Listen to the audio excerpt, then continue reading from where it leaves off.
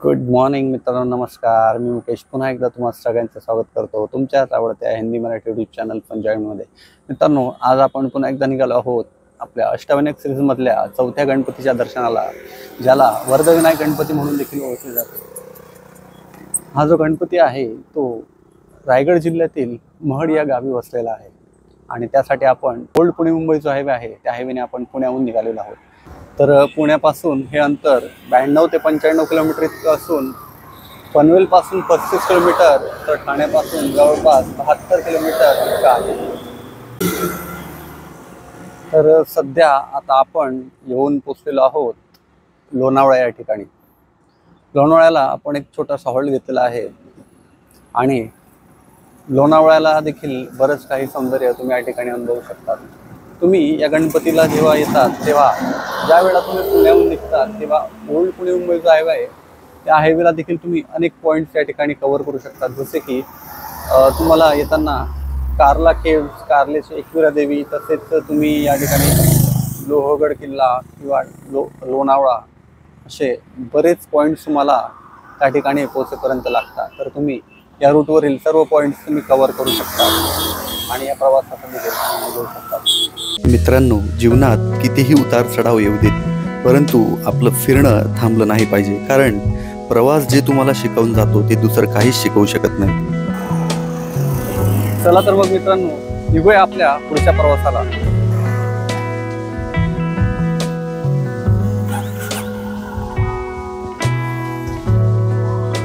चलो, bye bye. Lonavala cross केल्यानंतर आपण येऊन पोचतो खोपोलीमध्ये आणि खोपोलीकडून पनवेलकडे जाणारा जो रस्ता आहे त्या रस्त्यात 2 ते 2.5 किलोमीटर अंतर पार केल्यानंतरच एक डावीकडे जाणार आपल्याला एक रस्ता दिसतो आणि जवळच एक बोर्ड देखील लागलेले दिसते. तो जो रस्ता आहे तो आपल्याला घेऊन जातो थेट अष्टविनायकापैकी असलेल्या चौथ्या गणपतीला, म्हणजेच महडच्या वरदविनायक गणपतीला. हे अंतर फक्त इथून 1 ते 1.5 किलोमीटर इतकंच आहे आणि त्या रस्त्याने सरळ गेल्यानंतर आपल्याला पुढे जाऊन लागते ती गणपती संस्थानातर्फे स्वागत करणारी भली मोठी अशी एक कमान आणि त्या कमानीतून सरळ आपल्याला जायचे आहे आता पुढे. मित्रांनो, आता तुम्ही बघू शकता आपण आता मंदिराच्या परिसरात येऊन पोचलेलो आहोत आणि आपण आता जाणार आहोत गणपतीच्या दर्शनाला. आपण आता मंदिराच्या दिशेने जात आहोत. आजूबाजूला तुम्हाला दोन्ही साईडला काही हॉटेल्स आणि पूजेच्या साहित्याची दुकानं तुम्हाला या ठिकाणी बघायला मिळतील. आणि आता आपण फायनली वरदविनायकाच्या आपल्या चौथ्या गणपतीला येऊन पोचलो आहोत. आता तुम्ही माझ्या मागे बघू शकता, कमान बघू शकता. या ठिकाणी वरदविनायकाचे गणपती मंदिर माझ्या पाठीमागे आहे.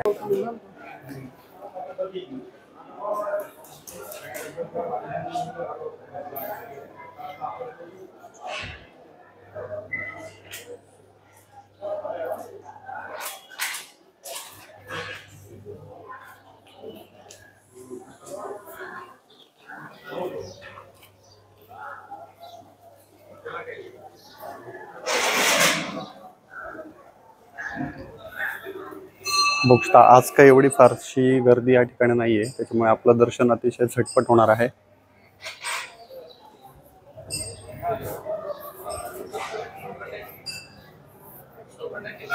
हे आहे गणपतीचं महाद्वार.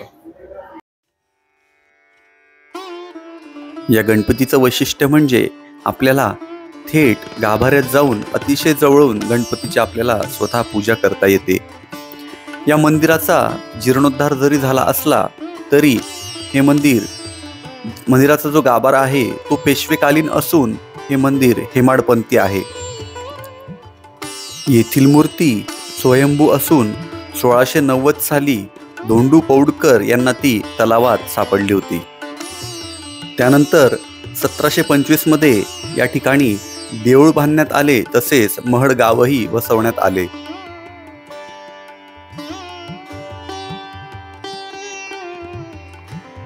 गणपती मंदिराच्या बाजूलाच आपल्याला भगवान महादेवांचे अतिशय सुंदर असे शिवलिंगाचे दर्शन करायला मिळते.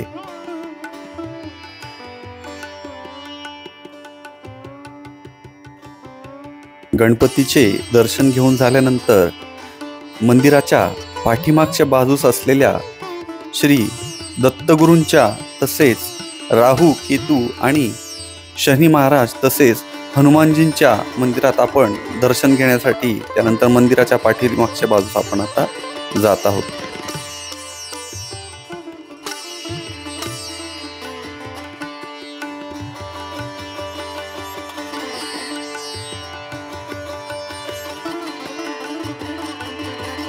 या ठिकाणी आपल्याला दत्तगुरूंच्या सुंदर अशा मूर्तीचे दर्शन घडते. त्यानंतर याच मंदिराच्या बाजूला असलेल्या मंदिरात आपल्याला राहू केतू शनी महाराज आणि हनुमानजींचे आपल्याला या ठिकाणी दर्शन करायला मिळते. तर मित्रांनो, ही होती संपूर्ण माहिती अष्टविनायकांपैकी असलेल्या चौथ्या म्हणजेच महडच्या वर्धविनायक गणपतीबद्दलची माहिती. तर तुम्हाला हा व्हिडिओ एकंदरीत कसा वाटला, व्हिडिओला लाईक आणि कमेंट करून नक्कीच कळवा. आणि तुम्ही जर आपल्या चॅनलवरती नवीन असाल तर आपल्या चॅनलला अशाच नवनवीन व्हिडिओंसाठी आणि ठिकाणांबद्दल माहिती जाणून घेण्यासाठी सबस्क्राईब करायला विसरू नका.